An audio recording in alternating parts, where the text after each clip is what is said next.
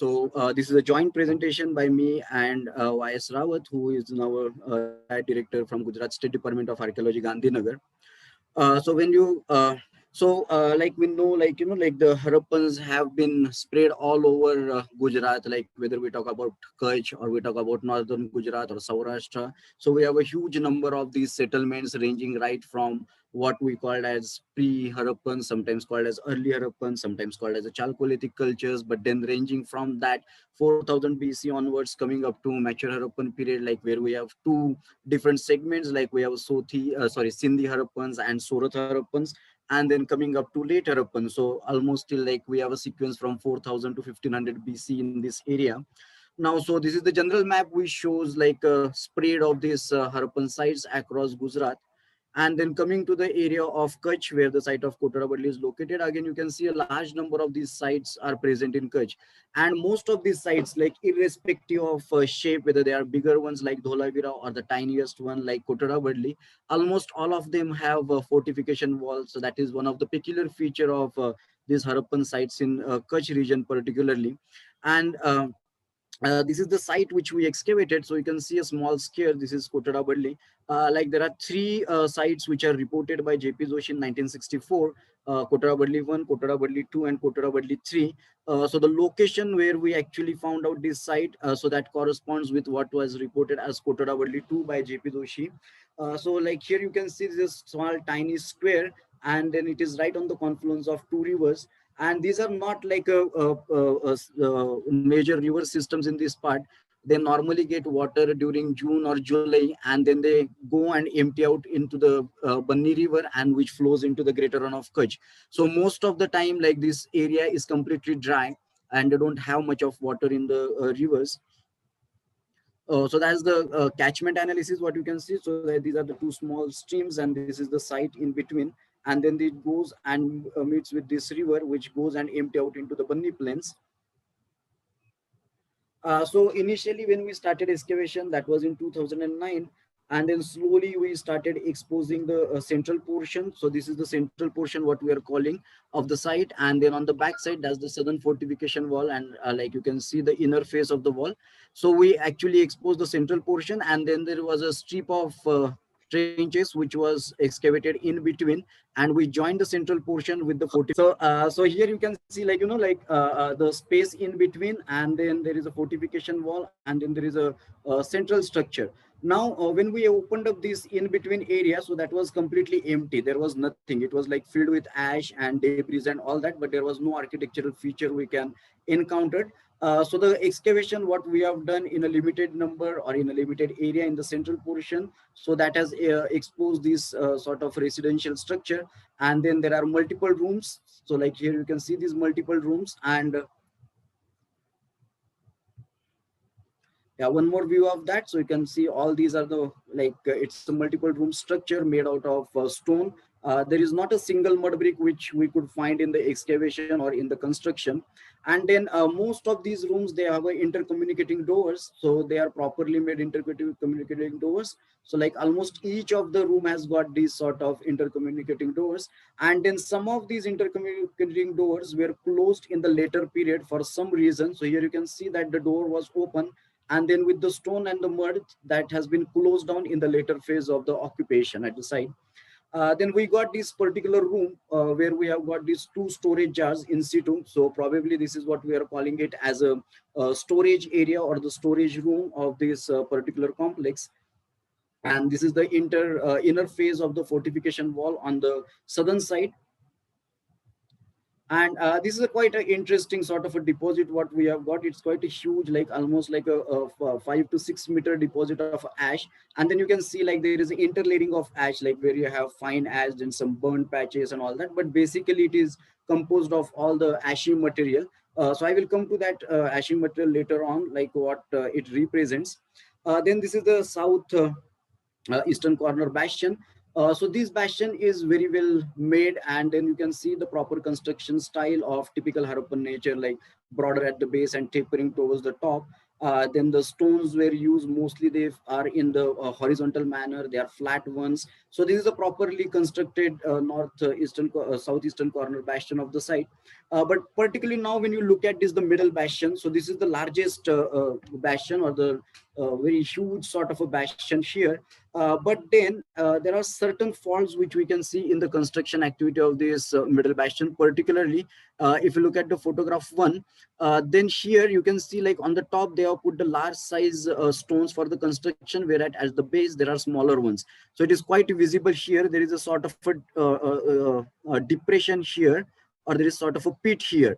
So this is the secondary construction activity, or some sort of a repairing of the middle bastion, which they have done very hurriedly. So that's why the construction is different, and both the phases we can mark very properly in this section of the bastion. Then here you can see this bastion has actually tilted, so there is a slumping of the middle bastion. So now this sort of evidence again we have got from the residential structure, where the walls of the structural complex, they are slumping, or they are wavy or undulating. So that is again a common feature what we noticed in the residential area. Then this is the some sort of we are trying to identify that as a gate. Obviously, like we have not opened up the gate, but then there is a gap between the fortification wall. This is the southern fortification wall which comes, this is the inner face, and then it meets with a chamber here. So it's a small guard room or a guard chamber here, and in between there is nothing. And then you have the corner bastion again. So probably we are talking that it might be a gate or the entrance for the site, and then this is probably a guard room. But again, that undulating sort of evidence you can see here in this photograph as well. The walls are going down and then they are coming up. So everywhere, wherever we have found structure, whether it is a bastion, fortification wall, or this guard room, or structural complex, we are getting this undulating or slumping of walls everywhere. Now, when we talk about antiquities, like every Harappan site has a very rich amount of antiquities. Like you talk about seals, you talk about ceilings, you talk about weights, then the church blades, and then the n number of other artifacts, copper bangles, and all that. But initially we thought that we might we will be able to get some sort of similar material from the excavations. But like in the first season itself, it was very clear that the site has very poor sort of antiquities, and then in the second and third season the similar type of antiquities continued. So we don't have any sort of exotic antiquities which you normally look at when you find during the sites from Harappan period, but that is not available with us. Like very minor antiquities we have, like we have some carnelian beads, we have agate beads, then we have shell beads, shell net sinkers, shell bangles, steatite beads, then some bone beads we have, then we have some copper bangles. So this is the in situ photo of a copper bangles. Then there is one bowl where again one copper bangle was attached to it at the base. Then we have stone weights, then we have some copper objects, and then there is a one floor tile. That is what we have in the antiquities. Now, again, if you look at the stone weights, there is only one weight which is of typical Harappan character, what is we call as a cubical chert weight. But the rest of these weights, they are not cubical. They are mostly like basically oval or subspherical. So these sort of weights are there, and then all of them are made from the naturally available resources. Like some of them are made out of basalt, some are from limestone, some are from sandstone. There are one or two which are made out of shale. So they have used locally available material for manufacturing of these stone weights. Again, like when we look at the copper objects, they are almost very insignificant. Like you have copper bangles, some rings, then you have some wires and hairpins, and some sort of a broken pieces of copper. So there is only one very, like what we can call it as a very exotic antiquity what I have from all three seasons of excavation is a stylus, which is made out of copper and it has got a golden tip.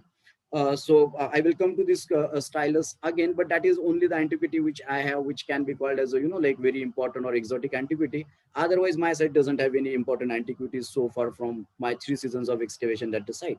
When we talk about the ceramics, yes, then we have as usual normal ceramics, like we have black on red. So like you have globular pots, convex sided bowls, and carinated bowls in that. Then you have like basins, and then you have bichrome variety. So like you have two types of paintings, like white and black is used for painting, so I'm calling it as a bichrome. So you have bichrome variety at the site. Then you have red slipped variety at the site. Then apart from that, again, you have some untreated varieties. So basically it's a red untreated variety, like they don't have any sort of a sleep or wash. So that is been called as a red untreated variety. Then you have a gritty red variety. So that is basically the fabric is very coarse and a lot of tempering material has been used into that. So we are calling it as a gritty red variety.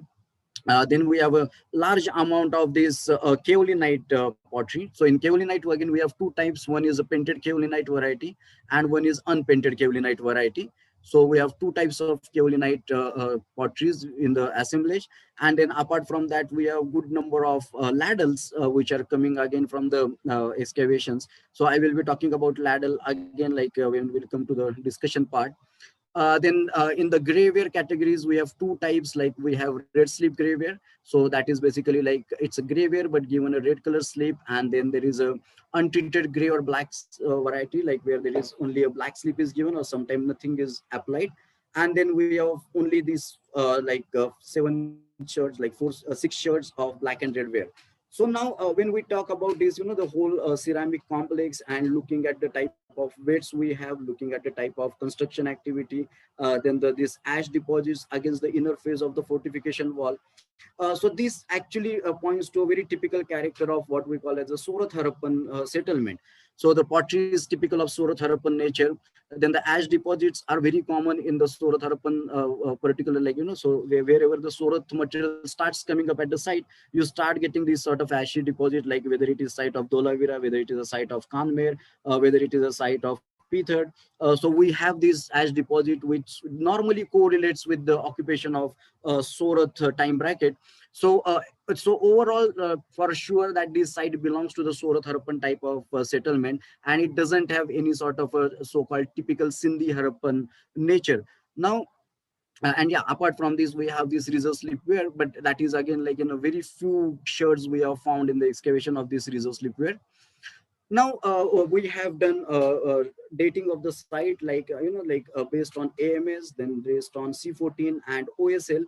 So we have done all these three different types of dating, and then it basically is coming in the bracket of say 2300 BC to 1900 BCE. So now when we talk about the other excavated sites which are well dated, so it can be, like when we do comparison based on the dates, so it is like Dholavira stage 4 and 5. So that is between 2500 to 2000 BC, that is stage 4 and 5 at Dholavira. Then Surkotada period 1A and 1B, that is equivalent. Then Kanver period 2B, so that is equivalent with Kotada Bhadli. Then Pabumat period 1A and 1B. Then Khirsara transitional phase between 1A and 1B and 1B. So that is what is contemporary with Kotada Bhadli. And then Navinal, so like 2300 to 1900 BCE, like thanks to Rajesh for providing me date for this site of Navinal, because still it is not, I think, published date, but he has given with his date. So thanks, Rajesh. Uh, Now coming to this site. Now I have shown you the photographs, like, so I don't have any architecture at the site. Then Anil Pokhria from Birbal Sahni Institute of Paleobotany, he worked on the site, and we tried to recover botanical remains. So we actually flowed whole of the soil what we have excavated from all the trenches. So I had to purchase soil to refill my trenches. But then it was like, like we couldn't find a single sort of grain evidence from the site. We couldn't do anything with the botanical part. There is only one grain impression of a millet, and that is also on the terracotta bead from the site. So that's the only evidence we have regarding some sort of grains. Otherwise, we have no evidence for the grains.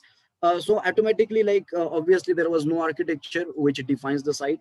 There is no craft manufacturing activity at the site, so we cannot talk about craft at the site being like the site being a craft specialization village or carrying out certain specific craft activity. We don't have that with us.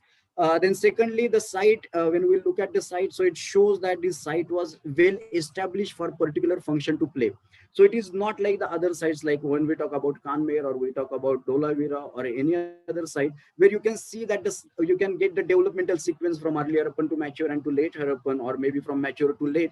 So we don't have any sort of developmental process within the site of Kotada Bhadli. It's a single culture site with the deposit of 60 centimeter. So we couldn't talk even about like the how the society was progressing or the site was progressing. So like you can see, like we were basically in a jam or we were basically in a fix. because we don't have architecture, we don't have craft specialization, we don't have evidence of any sort of kilns at the site, we don't have any sort of evidence of any sort of development of the culture. So now the question was how we are going to interpret this site of Kotada, because we don't have any archaeological material to interpret this site. We can't say anything about the nature of the site, we cannot talk anything about the function of the site. So we had to look forward to some other resources from site to generate data, so where we can at least go to certain extent and we can try to establish so what was the function and what was the nature of this site of Kotada. Now to do that, obviously we had to take a lot of efforts, and a lot of collaboration has to be done, and through different collaborations and through different work, so what we could be able to do so far at the site, and obviously it is still going on. You can see within this particular webinar, we have one more paper regarding the steatite bit. There is another paper by Kalyan Chakrabarti who will be talking about again the food habits and all that. So that is again like based on Kotada. But then what we are so far able to do that, first, like I showed you the photographs where there was a slumping and then there is a bulging of walls, like fortification wall, middle bastion, residential structural walls and everything.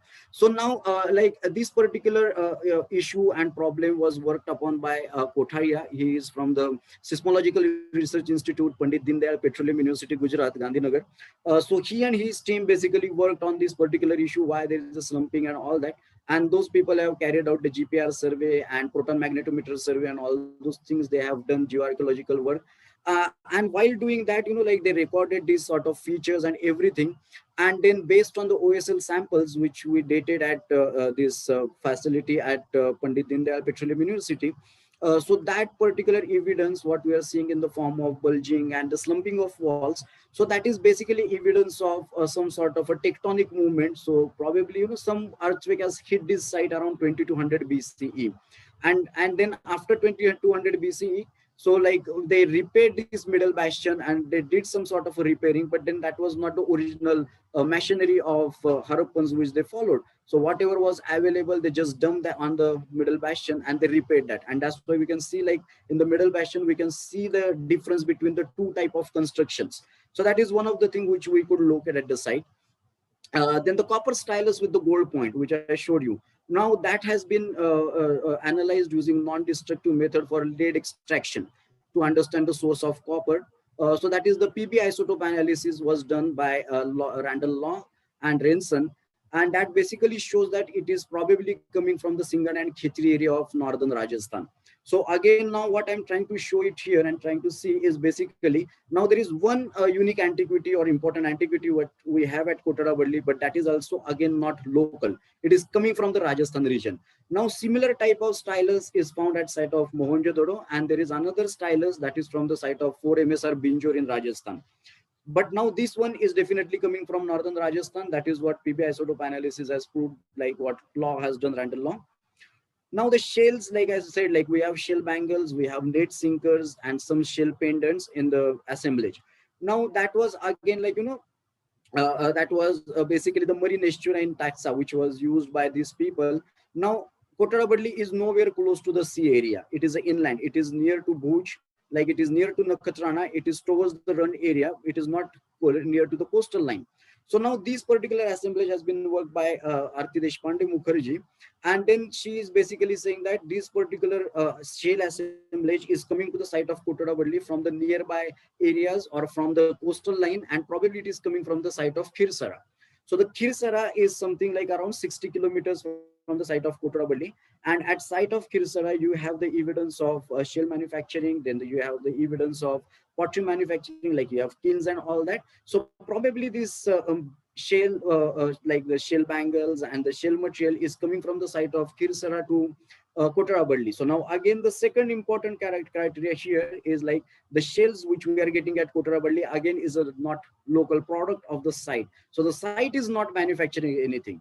Copper stylus is coming from Rajasthan. Shell objects, they are coming from some other site, maybe from Khirsara or maybe from any other source, but that is not manufactured at the site.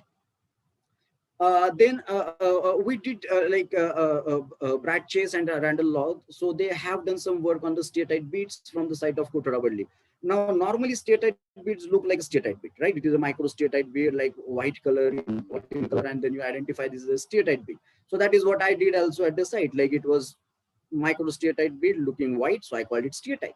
But fortunately, like I gave some samples to Randall Law, in fact, to just for mineral composition and to see the connections, or whether he can see the provenance of the steatite beads or the raw material. And then these results were completely unexpected, what we found.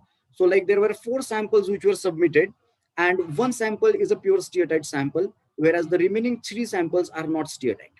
So basically, all these 3 beads were made from the unfired smectic clay. So that is basically containing quartz and anatites. So that is what now Chase and Law, they are calling it as an imitation steatite. So again, what we are getting at Kotada Bhadli, calling it as a steatite, is not a steatite. It is an imitation steatite. Now, obviously, like Randall will be talking about this in his presentation tomorrow or day after tomorrow. So I won't go into the details. But what I am highlighting here is that whatever we are getting at the site is not a local product. Kotada Bhadli has not produced anything. They are not doing anything. Okay, so the copper is coming from Rajasthan. Shale is coming from some other source. Steatite beads we are getting, but they are again the imitation steatites. So they are not the real steatites what they are using. Then the lipid analysis, which was carried out on the cooking vessels, has given the evidence of animal fat, vegetable oil, milk fat, or meat and milk. So there is a evidence of milk that has come from cooking vessels, ladles, and perforated jars. So this basically shows that the milk was boiled before consumption or making other dairy products. So that was done by Kalyan Shekhar Chakraborty. So he will be again talking about the dietary patterns. But then what is interesting here that for the first time we are getting the direct evidence of milk in South Asian context from the site of Kotada Bhadli. Then we did this archaeological work. So that was done mostly by Pankaj Goyal. So already Pankaj has talked about Kotada Bhadli and how two different sort of strategies were utilized at Kotada Bhadli and Kanmer. Though the 2B phase at Kanmer is late mature Harappan, but then both the sides shows different sort of approach towards the animal economy or towards the utilization of animals. So Kotada Bhadli is more of using animals for maybe like the secondary products, like the milk products or the dairy products, and the transportation, rather than going into the killing of animals and the flesh.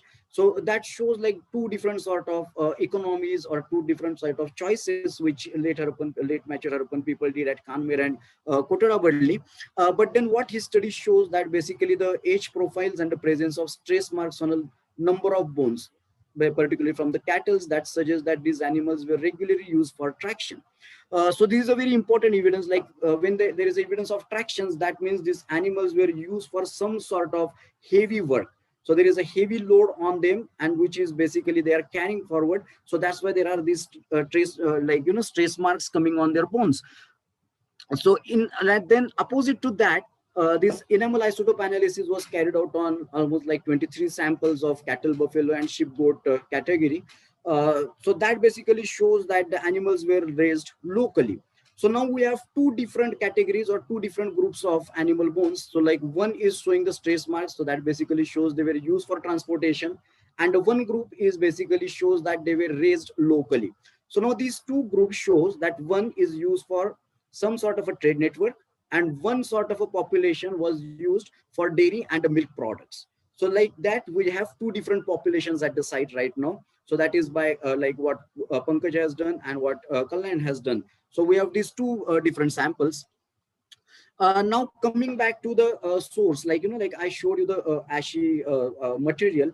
Like in the initial reports of many of these Surat Harappan sites, so that was associated with some sort of a craft activity, some sort of like manufacturing of copper or craft related activities, so which creates this sort of a dump, and then that was thrown against the fortification wall.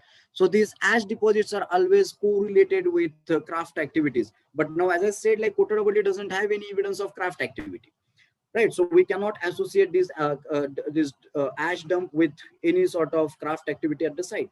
So when we actually did this, we carried out chemical analysis, then we looked into the pollen samples, what we have, then we have done the phytolith analysis from the ash samples. So it basically shows that the whole of the ash deposit which is there, it is basically accumulated because of burning of animal dung and wood for fuel. and occupational debris. So it is again basically it is talking about, like not showing any evidence of craft activity, but it is basically like the burning of animal dung. So that is what we get in the southern Indian Neolithic traditions, like the ash mounds and all that. So this is not something a very regional sort of a statement, but like what I feel is that this is a method of waste management which most of the ancient civilization must have carried out, because like when you are keeping so much of animals, so obviously the amount of dung which is created every day, you cannot clear it off. Maybe you can use it, some of that can be go for the fuel purpose, some of that can go for the flooring, some of can that go for the plastering of walls, but then the still the amount of dung which is accumulated every day through this cattle keeping, so you need to have some sort of a waste management system. And probably this burning or the annual burning or maybe the periodic burning of this animal dung is probably, some sort of a system which they have followed to just clear off the dung from the area and to get clear this land. So this is again very important sort of work what we have got now. Again, overall, when we talk about Kotada Bhadli, so what we are seeing is that whatever we are getting at the site is coming from different sites. So nothing is produced locally at the site. We don't have any production system. We don't have any craft activity area. We don't have any kilns. We don't have any sort of craft manufacturing evidences. We don't have any exotic antiquities at the site. Whatever we have in the antiquities, that is also again coming from the other sites or coming from other region, not from Kotada Bhadli.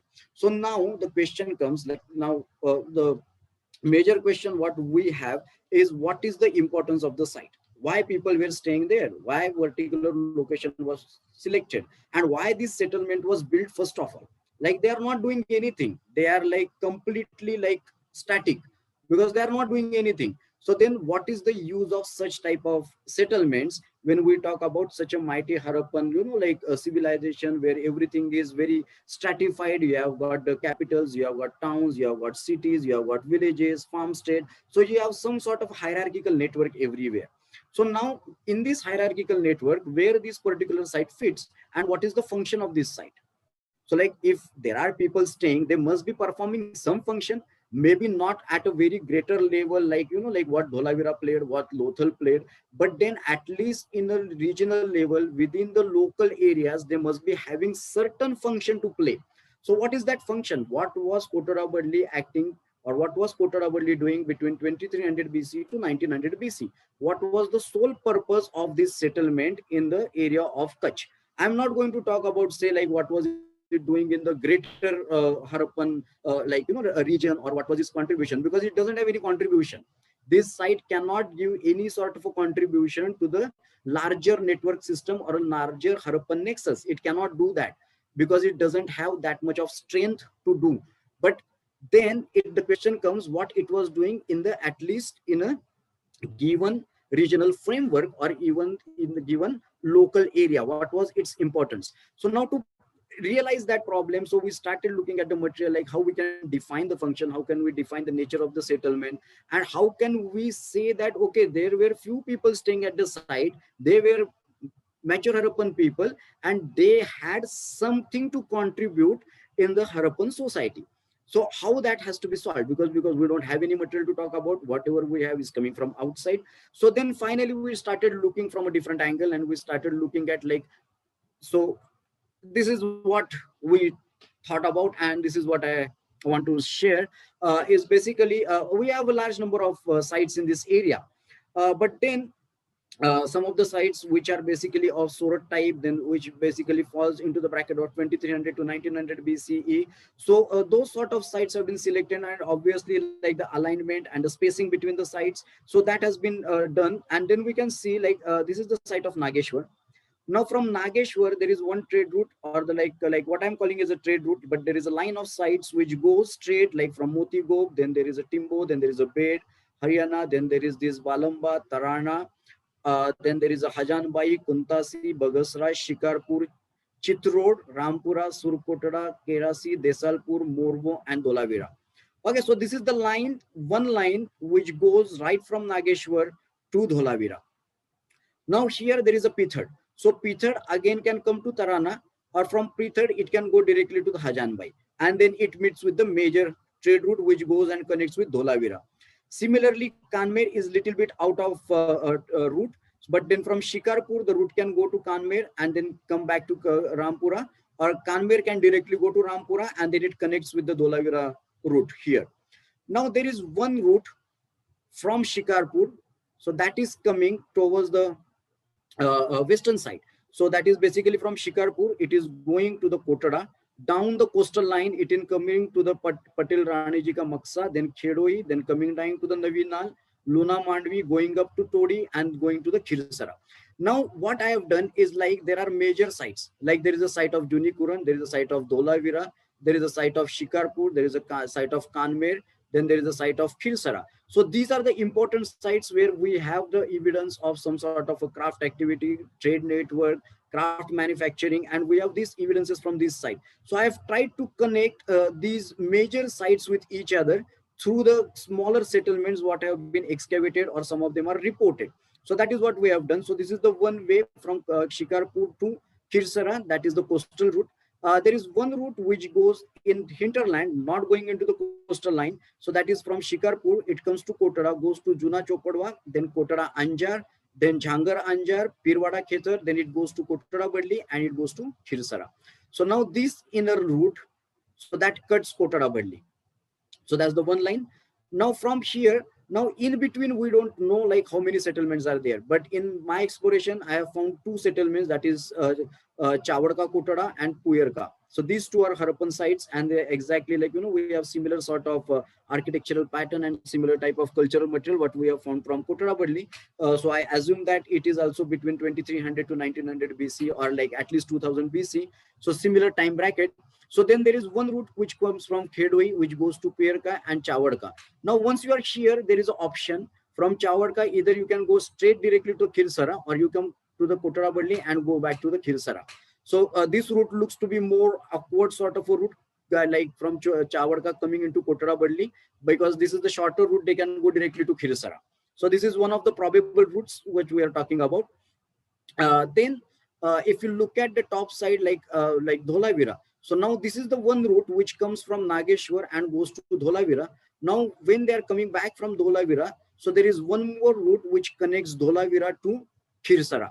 So that is basically from Dholavira, you come down to Desalpur, then from Desalpur you come to Pabumat, then there is a Kharika Kanda, then from there you come to Kotada Jangar. So that is again you come in the alignment with the trade route which is coming from Shikarpur, and then from Pirwada Khetar you go to Kotada Bhadli and then it goes to Khirsara.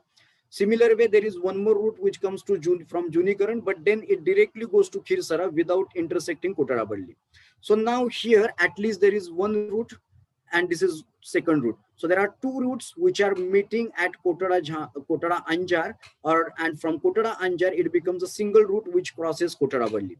So now what we are trying to propose here is that basically when you have so much of sites and so many settlements across this small space of Kachchh, so definitely these settlements have some sort of different sort of function to play in this particular trade network. Like every site is not producing, or every site is a not craft manufacturing center, or it is not a very important site like Dholavira or Kanmer or Khirsara. So there are tiny settlements and they have to play a different sort of function, and their function is very specified. Okay, so now what we are specifying here, Kotada Bhadli's function is basically it is a Caravanserai. Caravanserai is in the sense that people who are coming, whether they are coming from the Dholavira route, whether they are coming from the Shikarpur route, or maybe they are coming from this Khedoi route. So probably they are staying here at the site of Kotada Bhadli, maybe for a day or two, just as a resting place. And then from there, they are moving onwards. Now here again, it is not necessary that Kotada Bhadli is the only site which is providing these sort of facilities. So we need to look at other sites which are smaller in size, like we have n number of sites along this route. So we need to look at those sites, what is the nature of that site, what sort of antiquities and what sort of architecture we are getting that. So probably we will find more of these sort of caravanserais on the trade route. So those are utilized by traders just for the resting place, like maybe for 2 days, maybe for 3 days, and then they are going to their destination. So these are the resting places. And that is the reason why at Kotada Bhadli we are not getting anything. Like, because this is like a dhaba. Like on roadside dhaba, if you stop for lunch, what sort of a archaeological or what sort of a culture material you are going to get in that? So it is just a pit stop settlement. So the services which were provided by Kotada Bhadli is basically they provided them some sort of a shelter, they provided them food. So that is the main duty of Kotada Bhadli to carry out. And that's why this settlement was established around 2300 BC. And once that trade declines, the site declines, because then the function goes out of fashion. So there is no function left for that site. So there is no need of people to stay there and continue their existence, because they are just there to serve people who are coming and settling here. Now, when I say Caravanserai, so that doesn't mean that every time whenever people are going through this trade route has to stop there. So like even today, we have multiple sort of, pit stops. So we can choose anything which we want to stop. Like there is no compulsion that I have to stop at one particular dhaba or one particular motel. I can select whatever I want. Now that selection is something which is time bound, right? Like it depends upon how much time I have got in my hand and how much I need to travel further. So that will decide whether I need to have a halt immediately in a 1 hour or 2 hour, or I can extend my travel for next 5 years, five hours. So that basically depends upon whether you are traveling in the evening, whether you are traveling in the afternoon, or you are traveling in the late night. So that depending on that, the nearest, the site will be selected for the staying purpose. So not necessarily that all those traders who are going across this trade route has to stop there and they need to, stay at the site of Kottavadi. So that is not compulsory. So again, that's why maybe only few travelers who are going through this area, they must have some sort of a contract, they must have some sort of, like arrangements done at site of Kottavadi. Like even traders today, when they move along, they just don't go to any hotel or any settlement and stay there. They have arrangement, they know these people for, at least for 30 years, 40 years down the line, for generations they know each other. So they specifically stay at one particular house because they know that this is a secured house. So there only the traders they stop. So similarly, probably they had some contract with other settlements, like, or the traders. So this is how, the Kottara Badli was utilized as a caravanserai. So that is the pure function of this particular site. Apart from this site has not functioned, this site has not contributed, this site has not done anything in the Harappan civilization. When we talk about in the sense of, architecture, in the sense of craft activity, in the sense of beautiful artifacts and all that. So Kottara has not done anything. But the major contribution of Kottara excavation, what we are suggesting is that, like, we need to understand the function of the site. It doesn't matter whether it is a caravanserai, or whether it is a pit stop settlement, or whether it is a craft manufacturing center, because every site has its own way of giving some sort of a contribution in the trade network. And particularly when we talk about the Harappan trade network, we talk about so much of trade and everything was going on between Gujarat, right from Gujarat to Sindh to Balochistan and all that area. Then these particular sites, which are maybe not playing a very great important role in the trade network, but they are again very important to understand how the trade was carried forward, or how the trade was happening, how the people were resting. So the time spacing, the travel time spacing. So these sort of studies need to be done, because then only we will be talking about, how the material is transported from one area to another area. But we could never understand how that material was actually transported using these different sites as a pit stop settlements or as a caravanserais, and how this material was, transported from different sites to different sites. So overall, what we are proposing here is basically the Kottara site is basically a very simple, very poor sort of a site, and which is what we are calling as a caravanserai of Harappan period. And probably this might be the first site actually, in fact, where we are calling our site as a caravanserai, because people don't like to call their sites as a caravanserai or pit stop settlements. But we're happy to say that our site is a pit stop settlement, because that has given so much of evidences of milk, that is given the evidence of, the different sort of cattle, different sort of animal, the relation between the man and the animal. So we could do such sort of, different sort of work, because we never had the type of artifacts or the type of antiquities which you normally get from the other sites. If we would have got the similar type of antiquities and structures and everything, probably would have not done all this. But in the absence of material, we were forced to do that. And with the force, we are happy to say that we could do this particular, work. And then we could say that this is a caravanserai, and it's a pit stop settlement, which is like almost like insignificant in the Harappan nexus, but still it has its own position, it has its own contribution, maybe at a very local level. But then these local level contributions are important to understand in the archaeological record. So that is what we have tried to do. So we thank Deccan College authorities, we thank State Department of Archaeology, then Archaeological Survey of India. My special thanks to my friends, Mr. Dharat Dige and Mr. Devdatta Phule, then all the collaborators and the specialists who have worked on the different sort of material, and they have come up with the beautiful analysis and very different type of analysis. Then I'm thankful to Kerala University, like Dr. Rajesh Ishwi, Dr. Aben, and Dr. Priti Nair for giving me this opportunity. Thank you very much.